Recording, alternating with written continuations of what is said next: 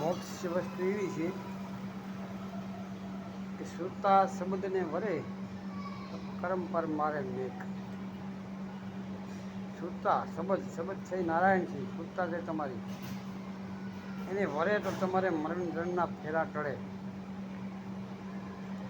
શ્રુતા સ્થિર ક્યારે થાય? કોઈને ખબર હોય, કોઈને નાય હોય. અને અકલ મઠાને પાસે બહુ હોશિયારો એમને તો ખબર જ ના હોય, પણ હોશિયારી ઠોકતા હોય. અકલ મઠા એને કહેવાય. ખબર ના હોય તો હોશિયારી બહુ કરતા હોય, ખકડતા હોય. ખાલી હોય બહુ ખકડે, હોલ અંદર પોલ હોય, બે બાજુ વાગતો હોય માણસને ભેગા કરે. હોય નહીં માય કાંઈ, ખાલી હાવ પડે જ હોય એને સાંભળાને બીજાના સાંભળાના.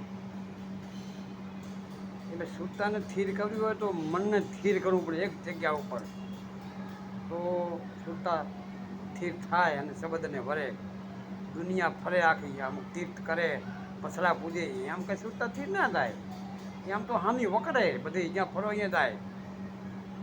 એટલે ફરવું બંધ કરવું પડે મોક્ષ પામવું હોય તો મેળ પડે, બાકી ફરે કોઈનો મેળ પડે નહીં. આ રખડેલા ને બધા ફરેલા ને એ અજ્ઞાની હોય, પૂરા ના હોય તો જ રખડતા હોય. ને કે જેને સ્થિર થઈ જાય ને એને શ્રુતા વરે, બાકી રખડે તો રખડવાના છે.